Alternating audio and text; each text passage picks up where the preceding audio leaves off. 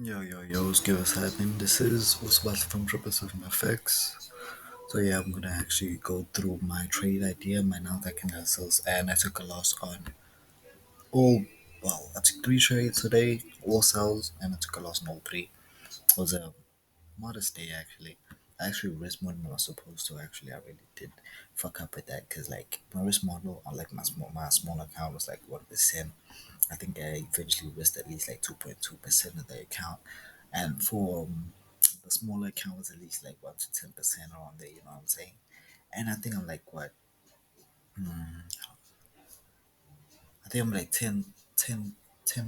I think I'm like 20% down. Damn, but I'll check that out. Okay.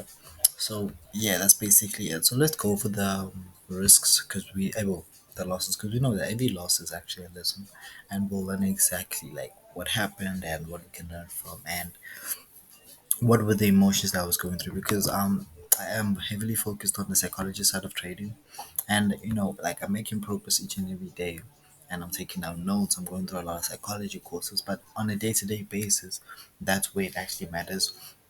When that actually matters when you're going to use the psychology or how good your psychology is, okay? Because you can study behind those all day, but then if you can't apply it to the real life markets, yeah. So let's start first. Let's just go over. Yeah, let's start on the weekly. Okay, cool. So on the weekly, we did actually first of all have an analysis here. Okay, not even on the weekly. Can you go on the daily?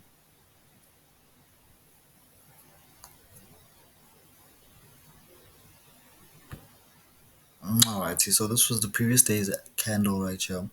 Okay, so now we had opened at the previous day's candle, so we're like looking at exactly like okay, cool. So first of all, we were looking to take buy opportunities off of this daily demand zone right here. As you can see, this is the demand zone that actually is a valid BFI footprint because it actually did break structure and price at this point right here. Okay, did break structure right, and then price we're looking for price to come back and retest this daily order book. So yeah, we go back on the 4 hourly.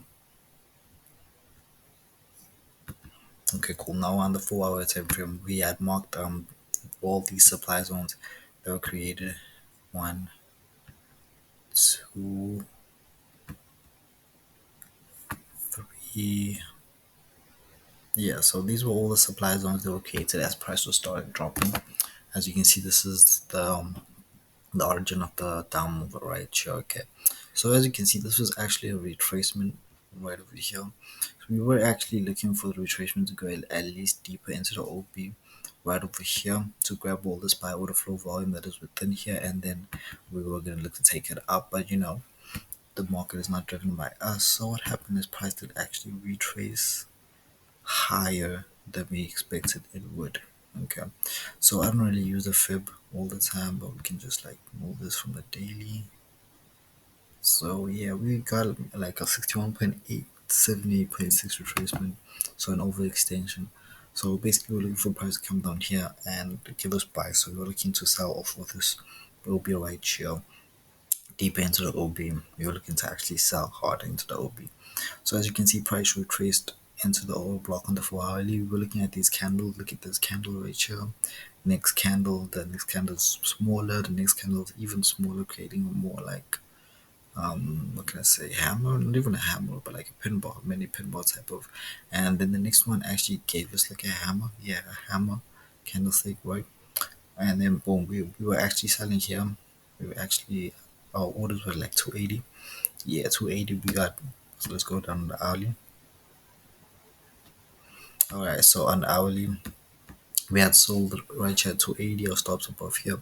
So we got bricked in, right, and then price did. We got bricked in on this candle, and price did get play around, woke up around this time, and then boom, this was New York Open, slapped the hell out of us, and then it actually invalidated our zone. So we delete that, and that was a wipeout. So we were looking at four cells of this zone right here. So now we go again, boom, right. So we came, right, so we look at the candles again, boom, bullish pressure, lessening, and then boom, more or less like a what? same thing. Then we got like a pinball. Like yeah, this was classic pinball candlestick. I had entered over here with a limit order above here, and then as I entered, and then as this candle formed an hourly, I had moved my stop loss to up here. Right, so from my stop being up here, risking 5%, I think I was risking at least like no, I was risking 1% here. I was risking at least like 0.10% over here. Yeah, and then boom, the price came up, slapped me right now in about like 30 minutes or so ago. So boom. And then I had re-entered again on this candlestick right here. Right. So first of all, this candle became a wick. First of all, it was a wick that came up here and then gave us a nice sell. Right. Enticed me. So I was the liquidity. So as it gave us a nice sell after wicking me out here before actually breaking the supply zone, meaning my entry was valid. Right. So I just risked more than I was supposed to during the day because I was supposed to cap at 1% and have I'm at 2% down right now. I'm actually more than that, but yeah, I'll check that out. So yeah, that's basically what happened. As you can see, boom, took us out, wiped us out with that nice candlestick. So now I'm not really gonna look for Nasdaq sells anymore, even though this does meet our criteria for the sell right here. This does actually meet our criteria for the sell. If it does give me like, okay, not today, but like in about next 4 or 5 hours, if it does give me a nice trade opportunity, I will take it based off my system. But the emotions that I went through, first of all, I didn't actually go through any emotions right here. This was a natural loss. My system, like, I didn't do anything wrong. Yeah, I entered as my entry system had plotted out. My stops were perfect and everything. The trade was exactly right. Okay, even though it didn't go my way, I traded right. I did the right thing. Even right here. Right here, the problem was that I was risking more than I was actually. I had capped my 1% limit for the day, right? And I was looking at bullish pressure right here, and I should have noticed that actually Nasdaq had a lot of bullish pressure at this moment right here, because if it's gonna slap these previous highs right here, that's a lot of bullish order flow volume that has entered the market. As you can see, look, it's gonna go beyond my zone right here, meaning it's gonna invalidate me again. So I'm not even gonna enter. So yeah, so price came up here. So I was looking to 4 hourly. So price came up here, 4 hourly, boom. Right, give us this nice 4 hour candle. Even you would have been opportunistic on this candle, and then boom. And then over here, I should have noticed the candlestick. Like, look at how solid this candle is going into this area. It's obvious that it's going to break it. This wasn't not a natural loss. This was an emotional loss from my side. I had the fear of missing out from this particular trade. Okay, so that was it. And actually, it's a very stupid fear because the market's always there, like 24/7. Up until I die, the market will be there. So it's a fear that I need to get rid of. I was reading about it yesterday and it happened today. Thank God it happened so I can learn from it. So basically that was it with Nasdaq. So as we have invalidated both these zones right here, we are changing our bias from bearish to bullish, right? But we're gonna look at how price reacts to this zone tonight. And yeah, we're gonna look at how price reacts to this zone. Remember, we're also looking at the weekly candlestick right here. Okay. So now looking at this weekly candlestick, this was last week.